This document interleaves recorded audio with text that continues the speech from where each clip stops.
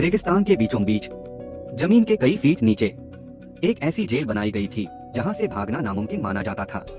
इस जेल में आने वाले हर कैदी की शुरुआत ही दर्द से होती थी। जैसे ही कोई नया कैदी अंदर आता, उसके शरीर में एक छोटा बम डाल दिया जाता। ये बम सिर्फ मारने के लिए नहीं था, बल्कि उसे कंट्रोल करने के लिए था। अगर कैदी जेल के नियम तोड़ता, तो बम उसके शरीर में दर्द पैदा करता, और अगर उसने सीमा पार करने की कोशिश की, तो वही बम उसे खत्म कर सकता था। इस खौफनाक जेल में कुल 33 मंजिलें थीं, और हर मंजिल पर अलग अलग कैदियों को रखा जाता था।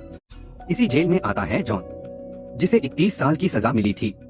जब जॉन अपनी मंजिल पर पहुंचता है, तो वह देखता है कि वहां के सभी कैदी खामोश हैं। कोई किसी से उलझता नहीं, क्योंकि हर जगह निगरानी हो रही थी। यहाँ तक कि कैदियों के सपनों पर भी नजर रखी जाती थी। अगर कोई कैदी सपने में भी खुश होता, तो सिस्टम उसे सजा देता। जॉन को एक ऐसे सेल में रखा जाता है जहाँ कोई दरवाजा नहीं था, सिर्फ लेजर की दीवार थी, जो किसी को भी पल भर में खत्म कर सकती थी। शुरुआत में जॉन को कुछ समझ नहीं आता, लेकिन धीरे धीरे उसे एहसास होता है कि ये जेल सिर्फ कैद करने के लिए नहीं, बल्कि इंसानों को तोड़ने के लिए बनाई गई है। जॉन की असली कहानी इससे भी ज्यादा दर्दनाक थी। कुछ समय पहले वह अपनी गर्भवती पत्नी के साथ भागने की कोशिश कर रहा था। इस दुनिया में एक अजीब नियम था, एक परिवार सिर्फ एक बच्चा रख सकता है। लेकिन जॉन और उसकी पत्नी ने इस नियम को तोड़ा, क्योंकि उनका पहला बच्चा सामान्य नहीं था।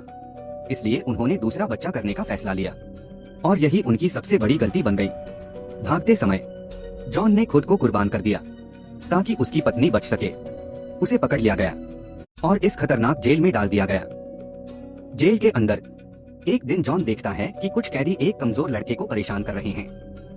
वह उसे बचाने की कोशिश करता है, लेकिन यही उसकी गलती बन जाती है।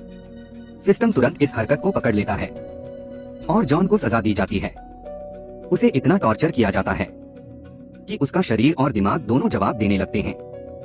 लेकिन तभी उसे एक ऐसी खबर मिलती है जो सब कुछ बदल देती है। उसकी पत्नी भी इसी जेल में कैद है। अब जॉन के पास जीने का एक नया कारण था। वह किसी भी कीमत पर इस जेल से निकलना चाहता था। धीरे धीरे वह कुछ भरोसेमंद कैदियों के साथ मिलकर एक प्लान बनाता है। उनका पहला लक्ष्य था अपने शरीर में लगे बम को निकालना। ये काम आसान नहीं था, क्योंकि जरा सी गलती उन्हें मार सकती थी। भयानक दर्द सहते हुए जॉन आखिरकार अपने शरीर से बम निकाल देता है। उधर उसकी पत्नी भी चुप नहीं बैठी थी। वह चालाकी से जेल के अधिकारियों का भरोसा जीत लेती है और कंट्रोल रूम तक पहुंच जाती है। वहां उसे पता चलता है कि इस जेल को कोई इंसान नहीं, बल्कि एक एडवांस सिस्टम कंट्रोल कर रहा है। अब उनका प्लान और बड़ा हो चुका था। उन्हें सिर्फ भागना नहीं, बल्कि पूरे सिस्टम को बंद करना था। एक दिन वे जेल में दंगा शुरू कर देते हैं। हर तरफ अफरातफरी मच जाती है, और इसी मौके का फायदा उठाकर वे पाइपलाइन में धमाका कर देते हैं। अब रास्ता खुल चुका था, लेकिन बाहर निकलते ही उनका सामना हथियारों और रोबोट से होता है। ये कोई आम रोबोट नहीं थे, इनके अंदर असली इंसान थे, जिन्हें मशीन बना दिया गया था।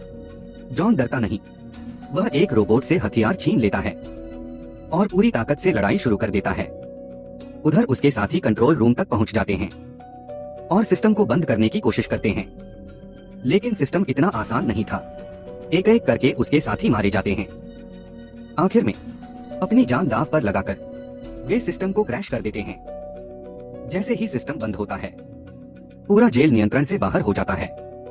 दरवाजे खुल जाते हैं, रोबोट रुक जाते हैं, और हर तरफ अराजकता फैल जाती है।